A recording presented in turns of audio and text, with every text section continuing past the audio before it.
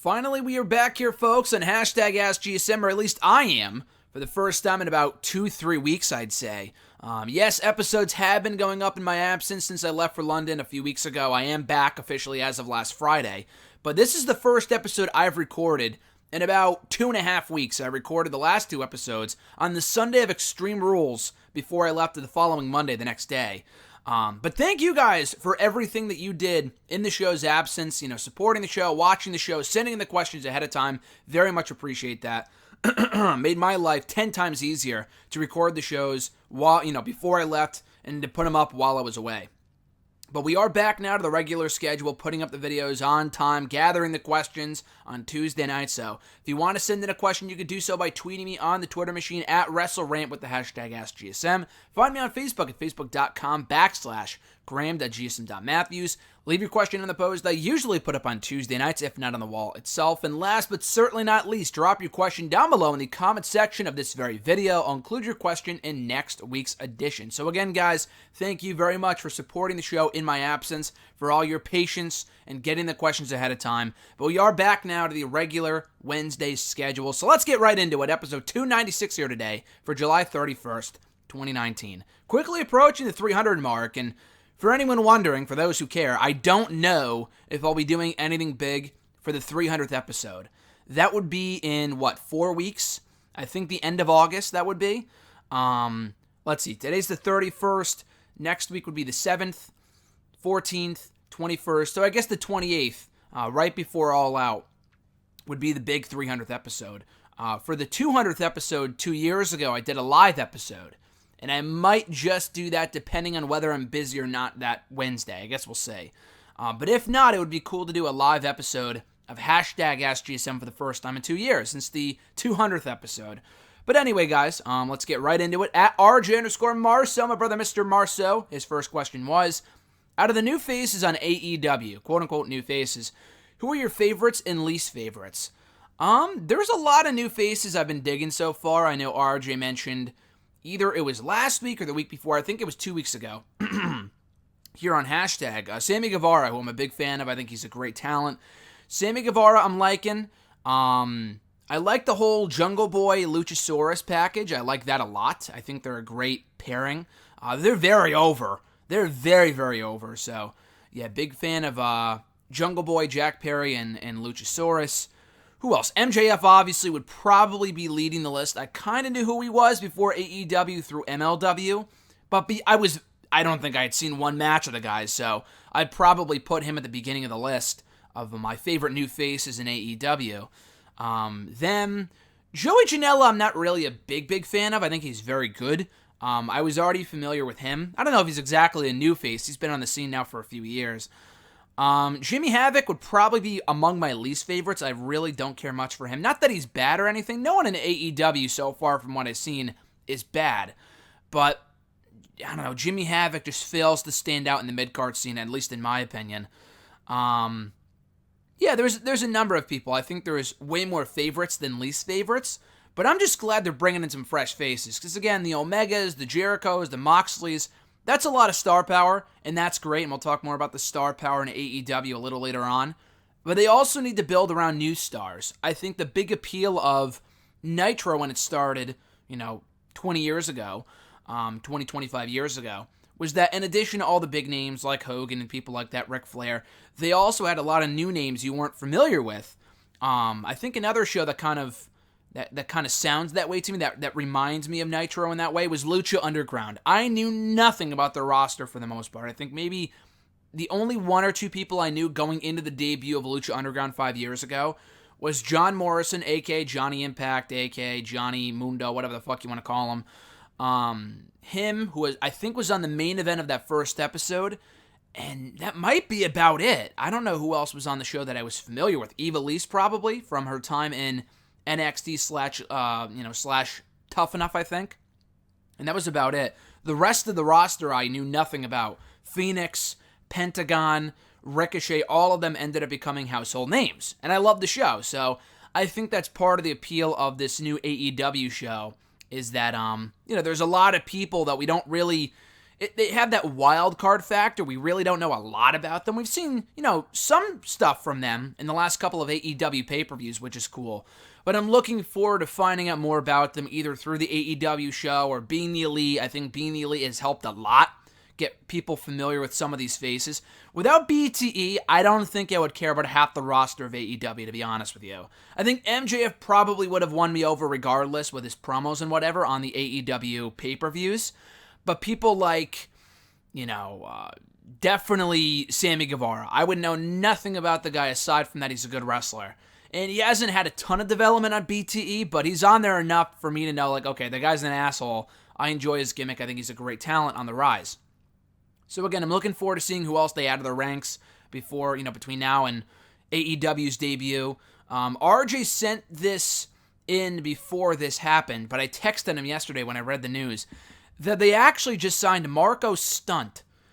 And I just kind of rolled my eyes when I read that because the guy has literally zero upside. If you don't know who Marco Stunt is, he was the 12-year-old looking boy, kid, man, whatever you want to call it. I have no idea how old this guy is, kid, youngling, whatever. He was the guy that was with Jungle Boy and Luchasaurus at the most recent Fight for the Fallen pay-per-view. The guy with the red hat, and he's been on BTE a couple times in the last couple of months. He was in I don't know if he was in the Battle Royal at Double or Nothing. I want to say that he was. I know for a fact he was in the Battle Royal at All In. And he's kind of like a joke wrestler, but honestly, he reminds me a lot of James Ellsworth and that whole bullshit where they were they thought it was funny for a week or two, and then WWE dragged it on a lot longer than it needed to be. And that's kind of what they're doing now with Marco Stunt. I mean, again, it's only been a few shows. I don't think we're at that point yet, but like James Ellsworth, the guy has zero upside. He might be a good joke character for a week or two, but beyond seeing him get his ass kicked by the bigger guys and getting talked down to by MJF, the guy has no upside, no real worth to AEW. So I thought that was kind of a waste of a roster spot. And I guess he'd be among my new least favorite faces in AEW. But I think by and large, they have a great roster. We're going to see how it shakes out on the debut of the AEW show on TNT in October 2nd to be specific. RJ's second question, do you think AEW needs to focus on more storytelling in the wrestling to break the spot fest feel to their past two shows? Yeah, I think having the regular weekly show will help with that. BTE has helped with that too, in terms of, so let's put it, I guess if you're watching the AEW shows, then you're either aware of BTE at the very least, or probably watching it. I think a lot of the people, a big part of the AEW audience is already familiar with Being the Elite and watches it on a regular basis. I think a lot of people were already fans of the Elite before they started watching AEW. But come time for the AEW show TNT debut in October, there's going to be a lot of people who have no idea who the fuck any of these guys are, aside from probably Chris Jericho. There's going to be a lot of new fans, which they need to get. They can't just rely on me and you and the people that watch BTE every Monday. They need to get in new fans. That's the only way their ratings will be good, if they try to bring in new people. I'm sure there were a lot of people, in the mid-90s that had no idea who the hell Ric Flair was and Jushin Thunder Liger and people like that before they started watching Nitro. But when they started watching Nitro and they got familiar with the product and they got hooked on who they brought in and stuff like that, they stuck around, and they probably weren't watching WCW before that, because it was now available on a national platform on TNT, they started watching. And they may not have been overly familiar with some of the guys that WCW had prior to the show's debut on TNT 25 years ago. I feel like that's going to be something similar to what AEW will be experiencing when they arrive on TNT in the fall, in terms of they need to start hooking people on the weekly show. Not Being the Elite and the YouTube show, very few people, I feel like very few casual fans will want to go out of their way to see what the AEW guys are doing on their YouTube channel. Just provide them with the proper storytelling on the actual show. Again, I give them an excuse up to this point because it's only been pay-per-views with no weekly show. The fact they have this much interest in every show they've done up to this point without any television is very amazing. And I think having TV will obviously help with that tremendously. But going forward, I think they need more storytelling and stuff like that. I totally agree. I feel like the last couple shows while they have been entertaining, it's really just been a lot of great matches and a lot of, to be more specific, spot fest matches. Like a lot of the Lucha Bros matches, they're great. They're just fucking spot fests. But I think with more, storytelling and more attention to detail and building up certain stories, more consistently week to week, I think that will help a lot. So I do agree they need more storytelling. I mean, it's not like they're completely devoid of storytelling. I thought the Cody-Dustin match was a storytelling masterpiece. I thought it was a great match back at Double or Nothing. So it's not like every match is a fucking spot fest and we're watching a PWG show, There are some really good storytelling matches. Cody and Darby Allin, I thought, was a prime example of that at Fyter Fest a few months ago. That was an amazing match too, just based off of how it was, a lot of storytelling, a lot of drama and emotion between Cody and Allin, despite the fact they had no history prior to that point. I thought they pulled it off perfectly.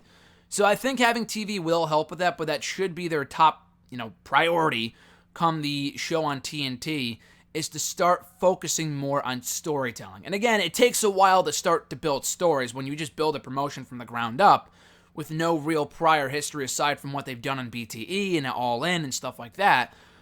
It's tough, and it takes time, and I think we will get to that point eventually.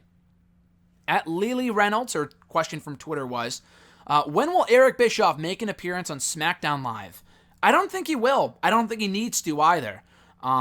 As far as I know, and at this point, I tweeted this last night, and I've heard other people say the same thing, but I completely agree. It really doesn't matter who is writing the shows at this point. I honestly don't give a shit. Just make the show fucking good. Like I read this week, this week's Raw was the most Heyman-heavy show to date. Okay, cool, but the show wasn't that much better than usual. There were some good moments. I thought it was a solid show, far from a bad show, at least by recent Raw standards. Overall, though, it didn't light the world on fire, didn't make me any more excited for SummerSlam than it was before. SmackDown, on the other hand, I thought was a very good show this week. I thought SmackDown was a great show. Great main event with Kofi and AJ. Great opener with Owens and McIntyre. A lot of Bray Wyatt, which I like to see.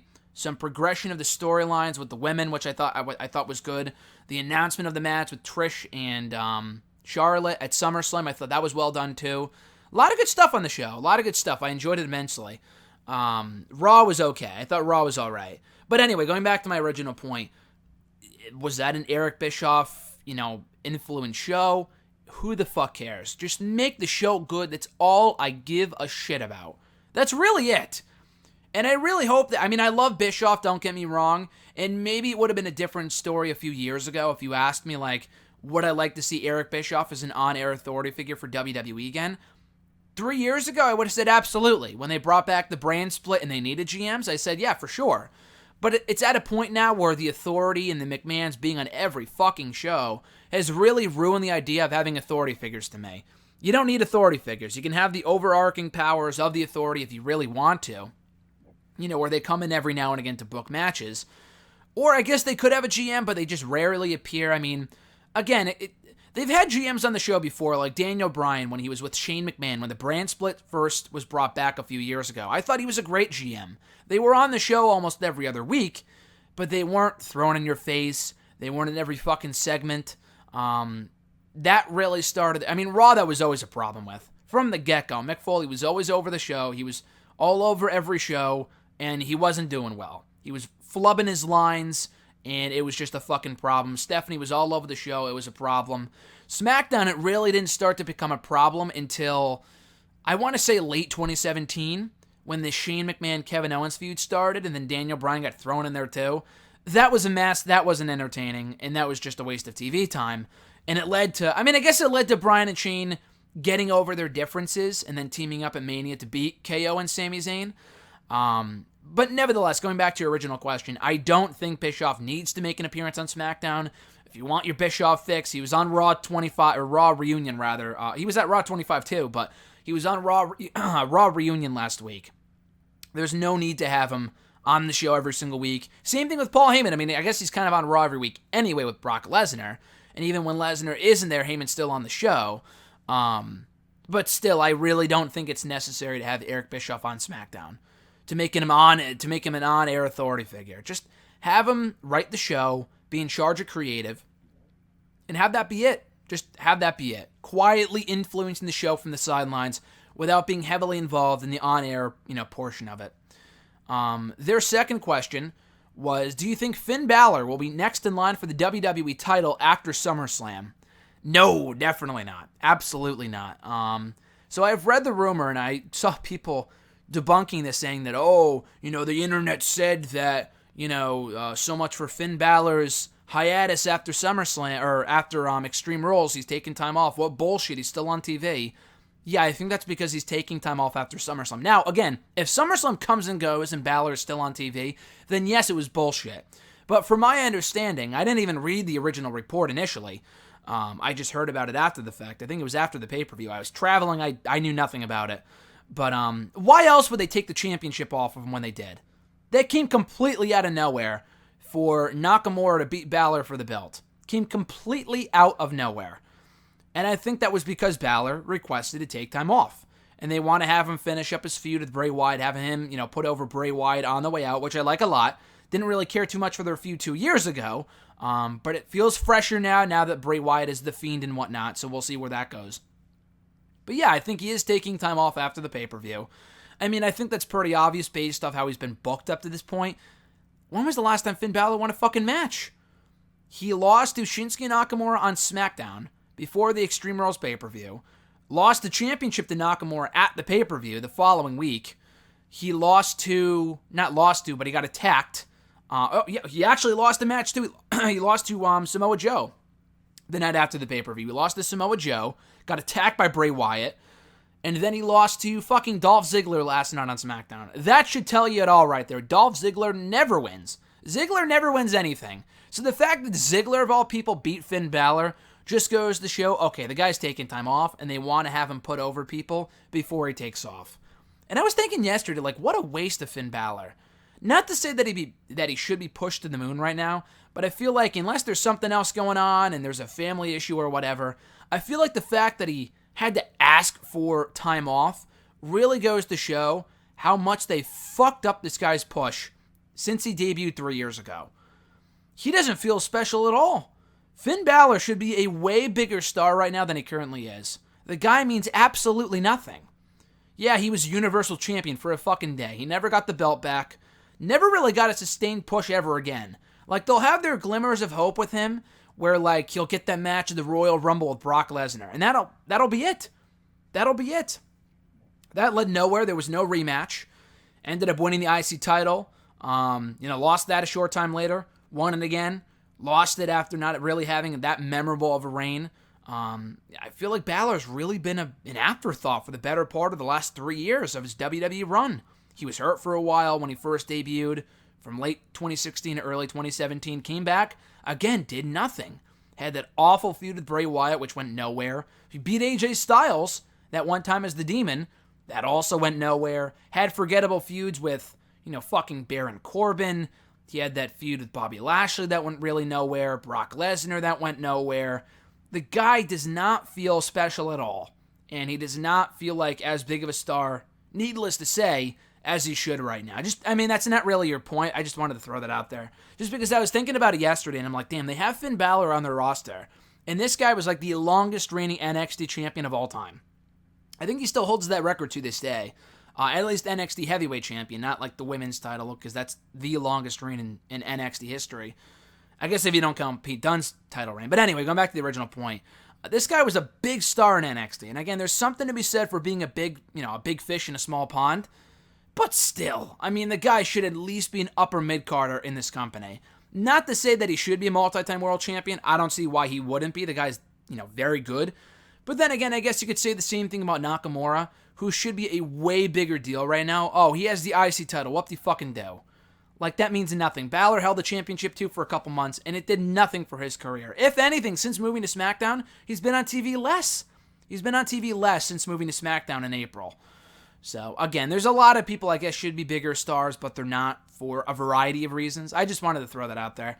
At Reborn again, John Ritland from the YouTube machine. Check out his awesome show, Real Honesty with John Ritland. I will plug that any opportunity I get. His question was, does SummerSlam have to be one of the best in recent memory in order to get fans to tune back in? Asking this because with their upcoming move to Fox, they need to turn things around and fast. I'm really glad you said that. I just got done writing an article pretty much about that for Bleacher Report yesterday, where the title was WWE is facing unprecedented pressure to knock SummerSlam 2019 out of the park.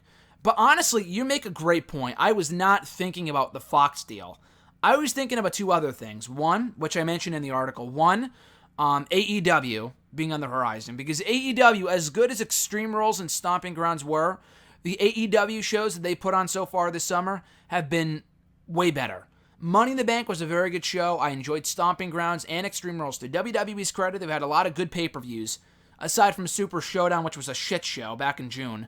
They've had some good pay-per-views this year. But AEW's been better. And not only that, but AEW just seemingly has way more buzz. At least a lot more positive buzz.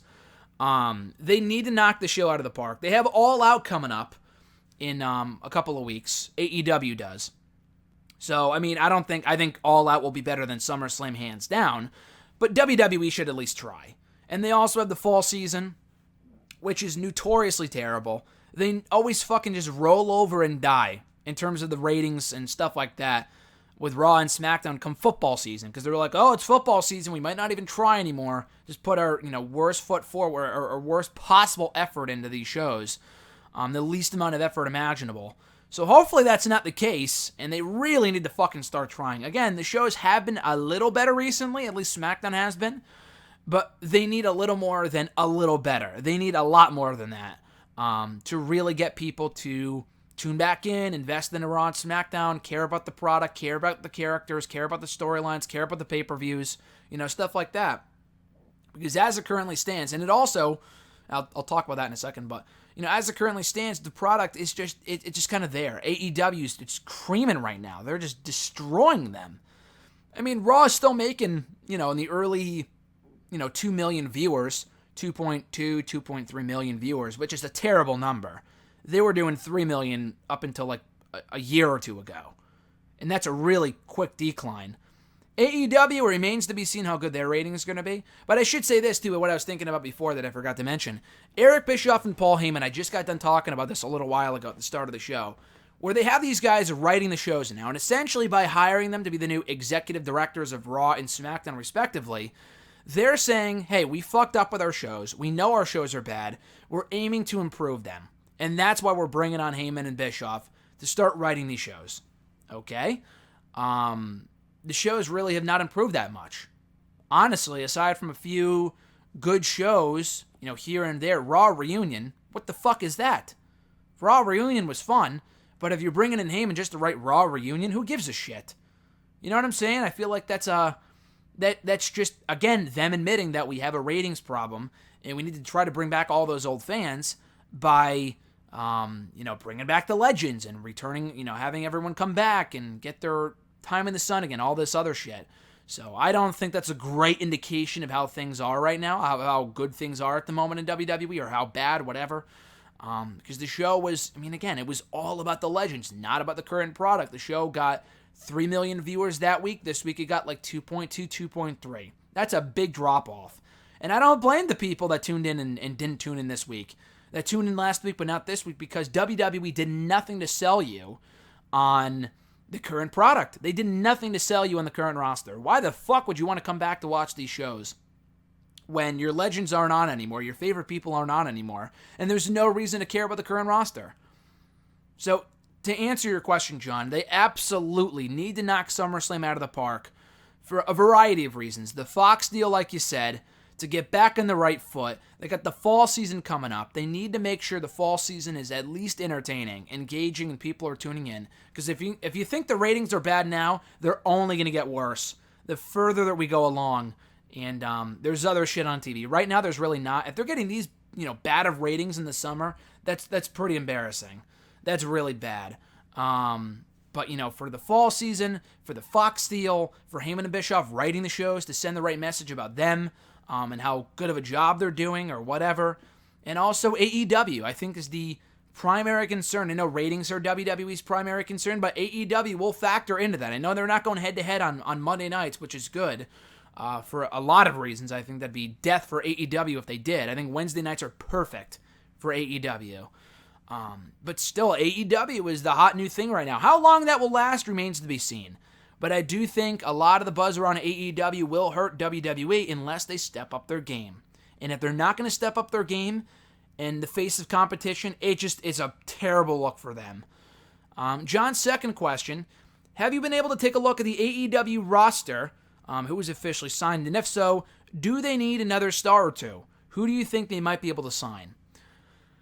I think they have a good enough roster as it is right now. They could always use more star power, but when you sent in the question, it made me think of SmackDown Live, circa 2016, when the brand split first started. Quite honestly, they did not have a lot of star power on that show.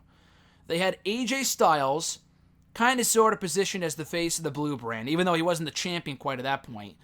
They had AJ Styles, John Cena, who was basically a part-timer at that point. He ended up leaving for a while after SummerSlam, and Dean Ambrose. For the main event scene, that was about it. They had Bray Wyatt and Randy Orton. They really weren't doing much at that point. They were mid-carders, upper mid-carders at that point. They had those guys, Kalisto, Baron Corbin, Apollo Crews. Like, if you gave us that roster today, I'd be like, what the fuck is this? They're fucking over SmackDown. But what the point I'm trying to make here is that they gave us this roster where people said, okay, Raw creamed SmackDown in the draft. Raw has a way better roster. Yet SmackDown made the most of who they had, even with 2 hours, and they had the best thing going there for about 6 months. They made me care about everyone on that show, including Baron Corbin, including Kalisto, including Apollo Crews, including fucking Heath Slater and Rhino. They made me give a shit about Heath Slater and Rhino. They made a star out of Becky Lynch. They made a star out of Alexa Bliss. They made a star out of, American Alpha, if only for a short time. The Usos turned things around. They had a great roster there for a while. In the second half of 2016. They had Dolph Ziggler. They made me care about Dolph Ziggler in his awesome feud with The Miz, no pun intended. They had a lot of great things going for them in 2016. SmackDown did. And that was with a roster that really wasn't all that deep. Honestly, once they started to add more star power to their ranks, it felt, I don't know if it was a change in creative or what, but it felt like they kind of lost their way with the show. SmackDown kind of lost its identity. They really weren't the show, the underdog anymore. They were just this great show, and they failed to live up to expectations. And again, putting the fucking belt on Jinder Mahal didn't help when they had all this star power in the show, and they did nothing to, make the most of who they had. They just kind of focused on Jinder, which was a big problem, which I will say till the day I die, whose reign fucking sucked ass, and it was terrible for SmackDown. Anyone who's saying, Jinder had such a great reign. Okay, listen. If it was such a great reign that Jinder had, why the fuck is he not on TV right now? And don't give me the bullshit, okay, he's hurt. Yeah, I understand he's hurt. No one would know, because no one gives a shit about the guy at this point. But before he got hurt, what the fuck was he doing? Pinning R-Truth on a fucking golf course? Give me a fucking break. Anyway, going back to the original question about AEW's roster. With the smaller roster, they shouldn't, if they hire every fucking ex-WWE guy that comes their way, they will become TNA Light from 2004, 2005, 2006. They don't want that. They should make the most of who they have. And again, signing Moxley, great idea. Shawn Spears, good idea too. But you can't hire everyone who leaves WWE. You just fucking can't. I don't think they will. I'm not saying they're going to. But I'm just saying that if they want to add to the roster, just hire people who leave WWE. Okay, maybe like a Luke Harper when he eventually leaves, but, TJP, who cares? He's an Impact now, which I think is a good fit for him. Who else left recently? I think, Kenta's in New Japan. I think everyone who left in the last couple of months, actually, ended up somewhere different. Kenta's in New Japan. TJP is in Impact again. Shawn Spears is in AEW. Who else left? I felt like someone else left. There were a few. John Moxley's in AEW. There were a few other people, but I can't remember. Rhino, I guess, is in Impact now. But anyway, so what I was going to say, that AEW in their roster, they don't need to hire every former WWE guy to add to their roster. There was a lot of star power outside of WWE they can hire at some point. I think a lot of it comes down to contracts. I think Jay Lethal, again, I'm a big Ring of Honor guy. The guy's done it all in Ring of Honor at least 5 times over. There's nothing left for Jay Lethal to do in Ring of Honor. There's really not. I don't know when his contract comes up. I feel like he just re-signed to the Ring of Honor a few months ago. So it might be a while before he can go anywhere. I would like to see him in NXT, but, at this point, I don't know if they'll hire him. He might be too old. I don't know. He'd be great in AEW. Jay Lethal's awesome. Jeff Cobb, I think, would be awesome in AEW. He's going to be a hot star when Ring of Honor not lets him go, but I think his contract may be up in a couple months, I want to say. He signed late last year, but I think there was a 1-year out clause if he wanted to leave. And maybe that's why they didn't put the belt on the best in the world. I don't know. But Jeff Cobb, if he went to AEW, would be a star in no time.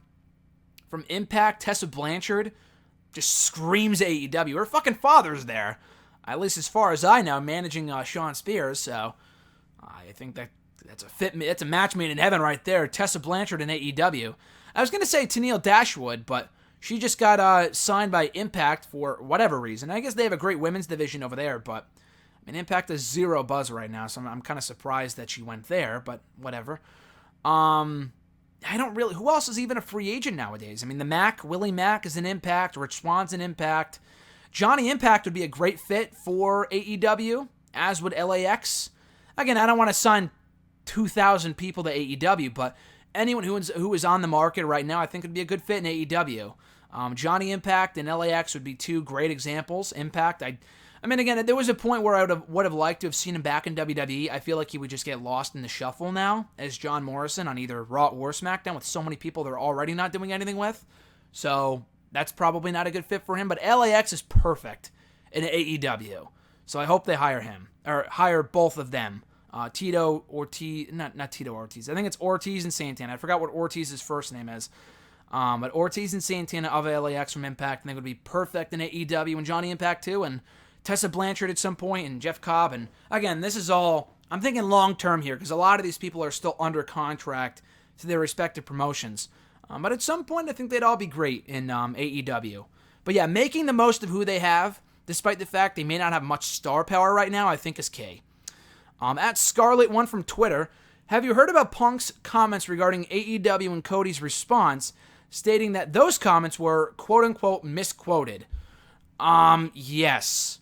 So this is a fucking mess. This is a clusterfuck. So for anyone not familiar with the story, and if you're not, maybe you're living under a rock, because this was the big story of late last week. CM Punk did an interview with Mark Ramondi of ESPN, and I know that because I know Mark. We've done podcasts before. He's a stand-up guy, so the bullshit from Cody, his quotes he was misquoted, is absolute bullshit. 100% bullshit. Mark is a great interviewer. He's a great get for ESPN. I have no doubt that he did the interview as it is in the article. There's nothing misquoted. He's not one of those type of journalists that'll take out excerpts from the interview. It was his fucking interview. He was not misquoted. That's absolute bullshit. CM Punk said what he said, and that's how it ended up in the article. If Cody said he was misunderstood by his comments, I may understand that, but I feel like CM Punk was pretty cut and dry. Mark was adamant to ask Punk, over and over about AEW to clarify what he had said. He's like, okay, so have you had contact with them or not? Have they reached out to you with an offer? He was very clear with what he asked him. And Punk flat out said, yeah, they texted me an offer.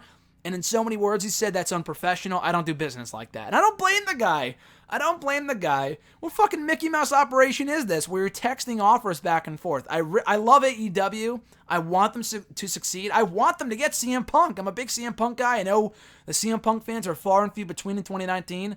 Call me a mark, whatever you want, but I think Punk would be a great get for AEW if they can snatch him. Maybe not as a full-time guy, because the guy hasn't wrestled in over 5 years and his body's beat up and whatnot. But I think Punk in AEW would be awesome to see. There's still a lot of value left in Punk. The guy hasn't wrestled in over 5 years. So bringing the guy into AEW would bring a lot of new eyes to AEW. I think it would bring a lot of eyes to their product and their television show, stuff like that. But anyway, going back to the offer shit, I mean, Jesus Christ, just fucking fly yourself out to Chicago and talk to him. I feel like Punk, he never once said no. He's one of those people who won't say no because he knows never say never. He doesn't want to look like a hypocrite. But I feel like just based off his comments, it sounds like he would entertain the idea of going to AEW if they didn't pull this shit, where he was like, oh, have a good show, and he'll text him, have a great show tonight. And then Matt Jackson will say, oh yeah, we're talking to Punk, we're on good terms. Like, what the fuck is this shit? Like, that sounds like WCW level shit. So let's hope this doesn't continue. And they could just fucking reach out to him with an offer. And the funny thing is, this is not a new thing. This is not a new thing. Go back a year ago. CM Punk did another interview with ESPN. I don't know if he was with ESPN at that point, but, what's his name? Fuck. Jesus Christ. The interviewer from ESPN. He's done the sit-down interviews with CM Punk. I know his face. I just can't remember his name right now for the life of me. He's with ESPN now. He was with MMA Fighting before. Ariel Helwani did an interview with Punk right before All In last year. I think it was before Punk's... Was it before All In? It might have been after All In. I don't remember, but it was before Punk's fight. Oh, yeah, no, it was definitely before All In, because it was before Punk's fight in June. All right, and Punk said, Helwani asked him, he didn't go too in-depth with it, because he didn't want to piss Punk off, and I don't blame him, but he was saying, have you had any discussion with the Bucks and, those guys about coming in to do AEW, to do All In, blah, blah, blah. And he said, no, if anyone will offer me anything, no one's talking to me. None of this shit where hey, you might want to do it, hey, would you entertain the idea? Just fucking make me an offer. That's basically what he said. So this has been going on for a long time now, dating back to the All In event over a year ago, where they'll say, hey, we would like Punk, it's up to him if he wants to come. Fucking make him an offer. In person, not through text. I was like, are you fucking kidding me? So no, he was not misquoted. I don't believe that bullshit for a second. Cody's a great guy and all, but I thought that was kind of a dumb thing for him to say. I feel like he would have been better off not saying anything about it whatsoever if he was going to come off like an idiot and talking about it. So, yeah, I thought that was a little stupid. But anyway, the Punk's, with Punk, I feel like there is still a chance he could arrive in AEW. Maybe not for All Out. I feel like that ship has sailed at this point. But maybe down the road if they could do business properly. Scarlett's second question. Have you heard Vince's comments regarding AEW and how WWE is a more sophisticated product than it was during the Attitude Era? So yeah, Vince during their quarterly conference call, whatever, he was saying how AEW, they have, too much blood. It's he didn't call it a circus, but he called it something like that, okay? Because of the blood that they had on one of the recent shows. Wasn't Seth Rollins bleeding from the mouth on Monday's Raw? And again, that might have been real blood, but it's not like WWE does no blood. Real blood, fake blood, whatever you want to call it, they've done blood before. Not before, but in recent years, since they went PG over a decade ago. I know they'll have their black and white photos on the website oh, we don't want to show the blood, and technically they can't because they have sponsors. It's still really PG at the end of the day, even though it's not. If you watch the show, you'd be like, okay, this is not PG. When they talk about Maria kicking Mike Kanellis in the vagina, I don't think it's a PG show. I wouldn't hear that on Disney Channel. I'll put it that way. That being said, though, they have fucking blood. Just own up to it. It's not that much different. There was a lot of blood at Double or Nothing and then Fyter Fest. Yeah, they could probably tone it down a little bit. AEW could on the blood. But it's not like WWE doesn't have any blood at all. Real blood, fake blood, it happens. Shit, people get busted open. Shit happens. It happens. So, again, yeah, I just thought that was a weird line, but not as weird as we have a more sophisticated product than we did 20 years ago. I thought that was so comical. Yes, the product is not nearly as bad in terms of, risque bullshit compared to the Attitude Era 20 years ago, but it's not like it's a family-friendly, wholesome program. I guess it is to an extent with some of the stuff they do. You won't see any risque shit on 205 Live. But dude, I just mentioned it. Maria said that she would kick her husband Mike in the fucking vagina on Monday's Raw. Did she not just say a few weeks ago, oh, I would have a baby with Becky Lynch, or something along those lines, on Raw just mere weeks ago? How is that a more sophisticated product? I feel like in some ways they're reverting back to the Attitude Era.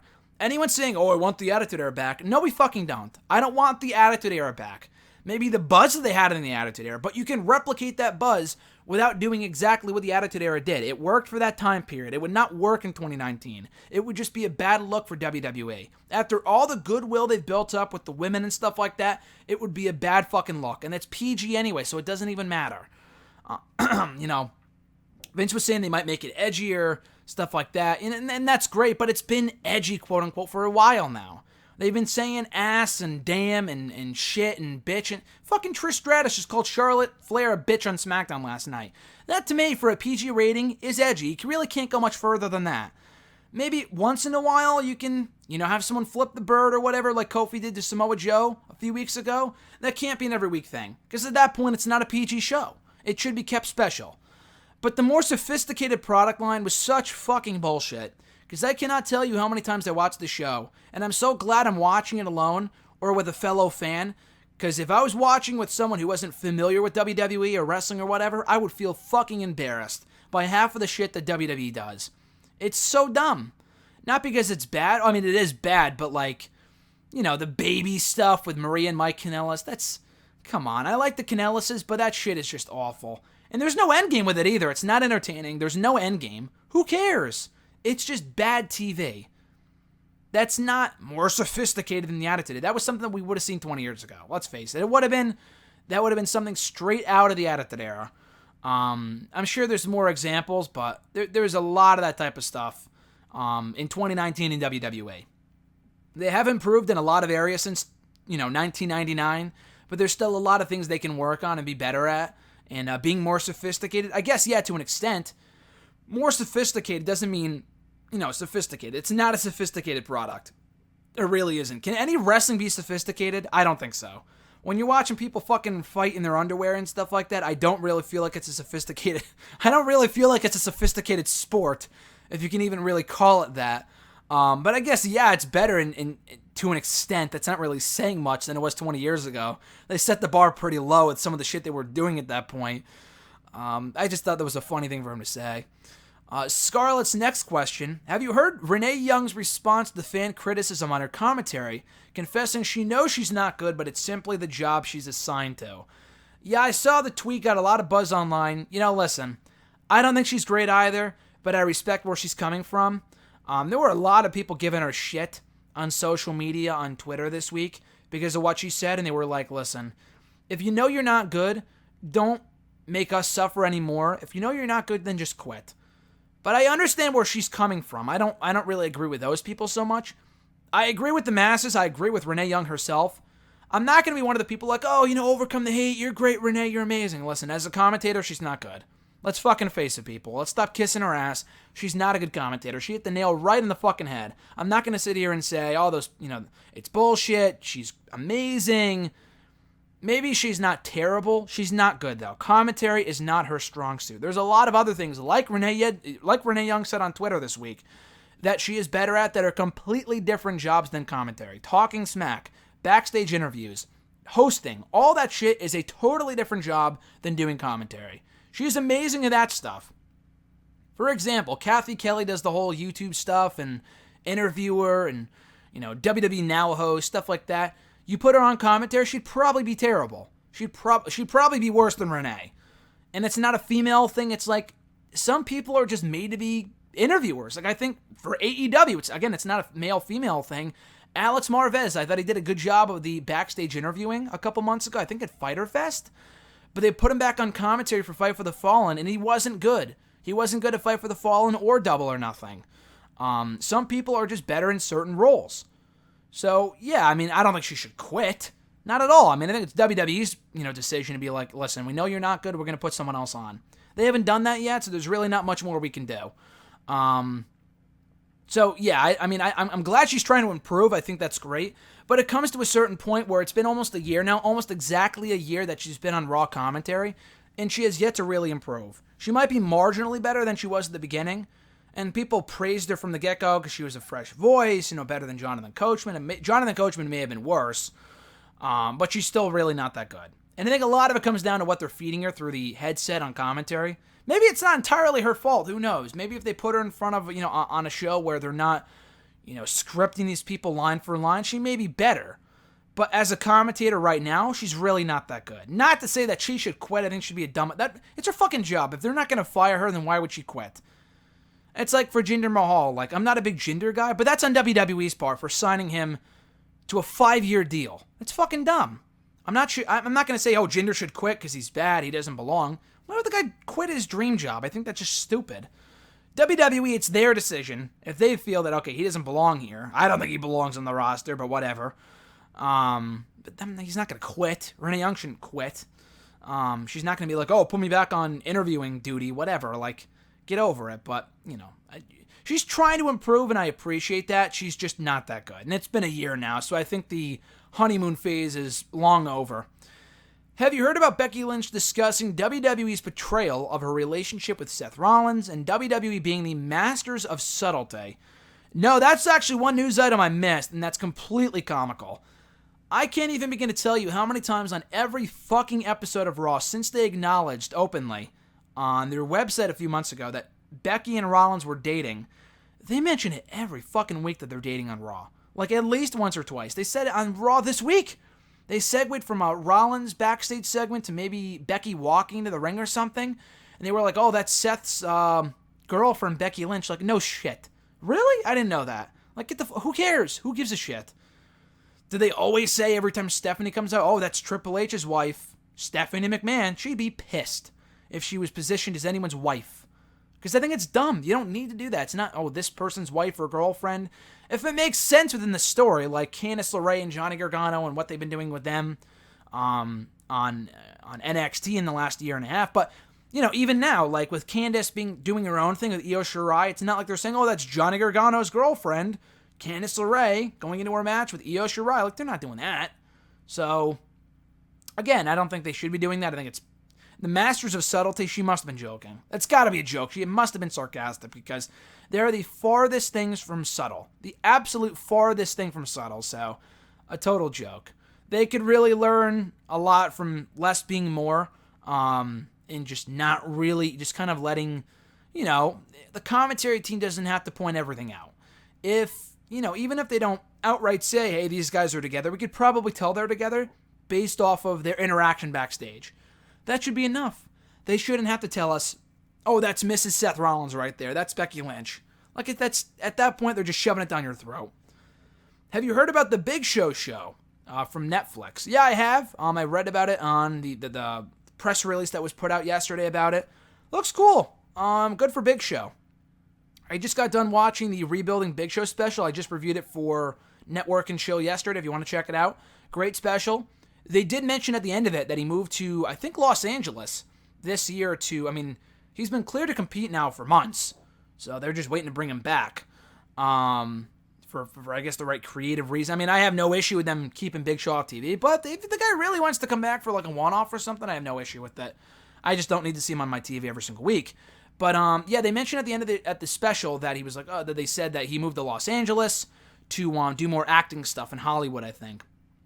This must have been what they were referring to, which is really cool. So, congrats to Big Show. I've never been the biggest Big Show fan, but it's cool to see him getting his own show, and I'll definitely be checking it out. I'm not exactly sure what it's about. I don't know if it's a documentary or what it is, or if it's a comedy. I don't know, but again, if it's on Netflix, that's pretty cool, and I'm willing to, watch it. At Jeremy8911 from Twitter, I got to wrap it up here before I take off soon. I still got a lot of questions to go. I got to get going. Could you see Bray Wyatt possibly getting another run with the Universal title, or getting a run with the Universal Championship, or another run with the WWE title? Yes, absolutely. If they book him properly, they don't fuck this up, I could definitely see Bray Wyatt being a world champion again within the next 6 months as the Fiend with this gimmick. I think the guy's a star right now. Jeremy's second question, if Balor takes a break after SummerSlam, could you see him turning heel when he returns and joining the OC? Definitely I could. I mean, I've said before, I'm not the biggest proponent of that idea just because I feel like Balor and AJ are kind of equals. So to see him in the same stable where AJ's not the leader anymore, I feel like is a little, I don't know, I feel like it's not even. It just feels strange, but I guess they could make it work. You know, like it's not like Roderick Strong and Adam Cole are equals in the Undisputed Era. But, again, Adam Cole is a bigger star than Roderick Strong. AJ, I guess, is a much bigger star than Finn Balor. But Balor, I think, could be a bigger star, and he shouldn't be a lackey in the OC. But it could be better than nothing. The guy hasn't been a heel yet in WWE, so it could be interesting. It's better than nothing. It's better than the guy losing every week to fucking Dolph Ziggler and Nakamura and Samoa Joe. So I would take it. And, it's better than nothing. We'll see where it goes and how the OC is doing by the time that Balor is ready to come back from his rumored hiatus. From Jeremy, who tried to kill Roman Reigns? I would assume it was Samoa Joe, but if it was Samoa Joe, then why the fuck wouldn't they just say that? I feel like this is the old Triple H Shawn Michaels bullshit all over again. Great feud, but like, Triple H turned on Shawn Michaels. Remember that? And then Shawn Michaels got attacked in the parking lot, and they pretended they didn't know who it was. No shit, it was Triple H. The guy just attacked him the week before. I never understood that storyline, and I feel like this is the same exact thing. The attack was weak, but I mean, if it's not Samoa Joe, then who is it? Fucking Goldberg? Like, it was obviously Samoa Joe. I just thought the way they did it was a little weird. I guess they want more cliffhangers. Ooh. But again, it came off horribly. And really, no one else makes sense except for Samoa Joe, the guy that he's been feuding with now for 2 weeks. So I would assume Samoa Joe. I would hope I'm wrong because I don't want to see that match again at SummerSlam, but I'm going to say Samoa Joe. At Blitz Enterprise from Twitter, would you ever want to interview anyone from AEW? Anyone from AEW I would love to interview. Absolutely.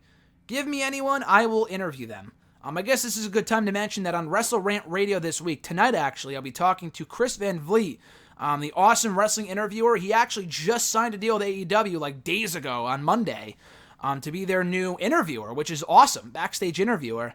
So I'll be talking to him a lot about that on Wrestle Rant Radio this week, so be sure to check it out on nextdayWrestling.net, iTunes, Spotify, Stitcher, Podbean. We're all over the place. iHeartRadio, every platform imaginable. So check that interview out. I guess that technically counts for interviewing someone from AEW, considering that he's now on the AEW payroll. That's awesome.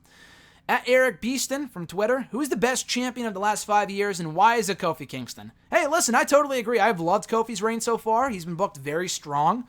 We'll see where he goes after he drops the title, but, I mean, it's had its drawbacks to an extent, like the pay-per-view matches I don't think have been all great. The Daniel Bryan match was one of the best matches of the year at WrestleMania, but like the Owens match, the Samoa Joe match, the Dolph Ziggler matches were all good, but they weren't great. I feel like Kofi has better matches on TV than he does on pay-per-view for whatever reason. I think the Orton pay-per-view match will be great at SummerSlam. They've had a good feud so far. They have the history to build off of.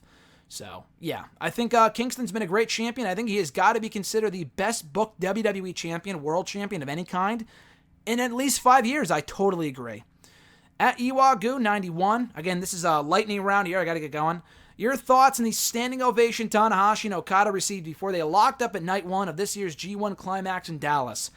Didn't watch it, so I have no thoughts on it, but I'm not surprised just because they've had so many great matches before in New Japan, and people recognize the history there and the chemistry and how awesome and historic their matches are.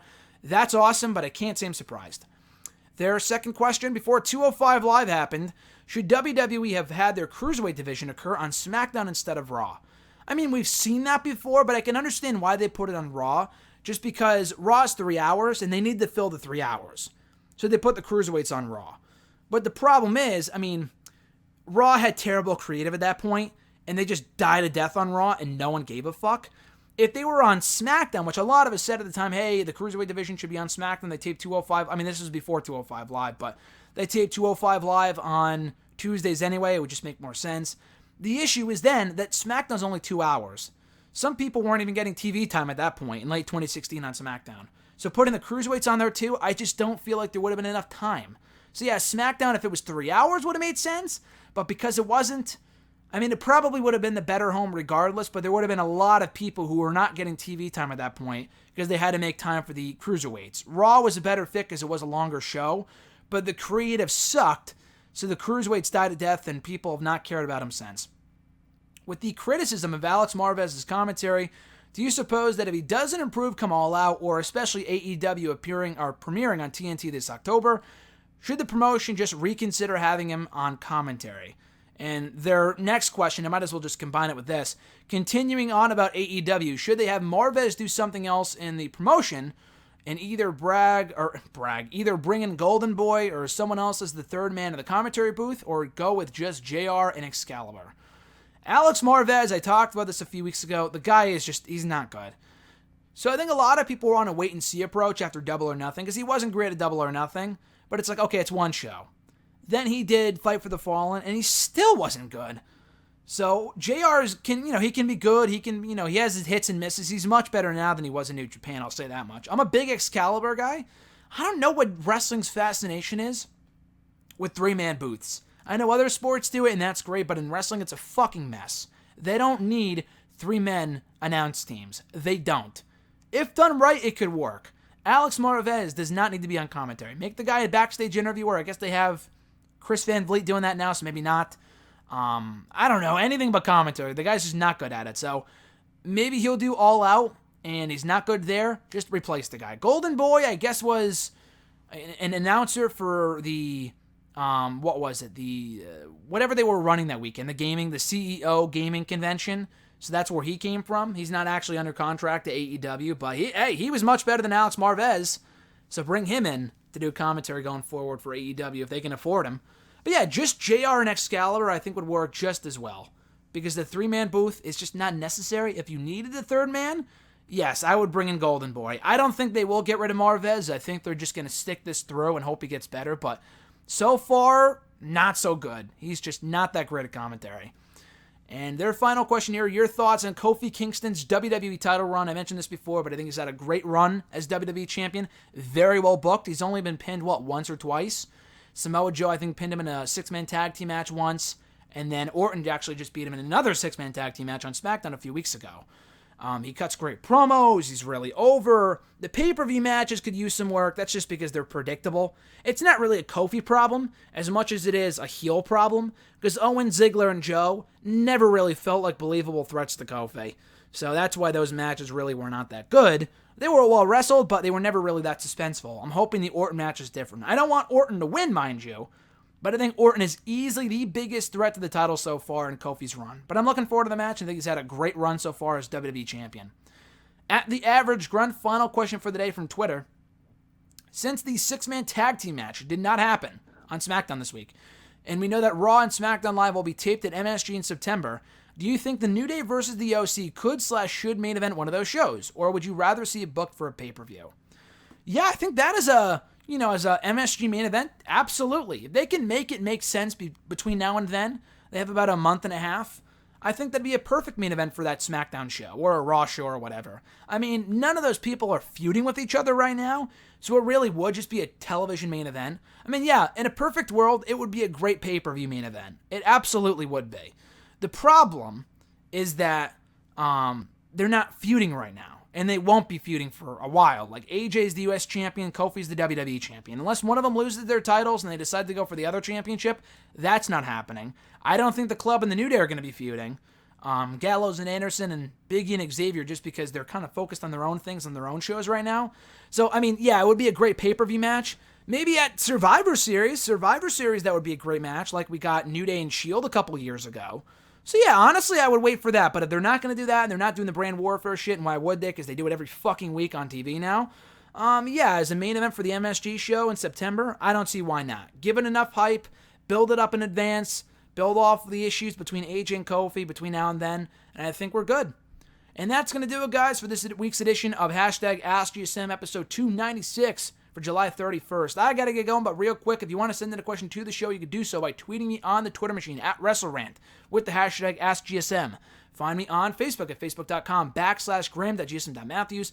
Leave a comment on the post I usually put up on Tuesday nights, if not on the wall itself. And last but certainly not least, drop your question down below in the comment section from this very video. I'll include your question in next week's edition. With all that being said, guys, have an awesome rest of your week.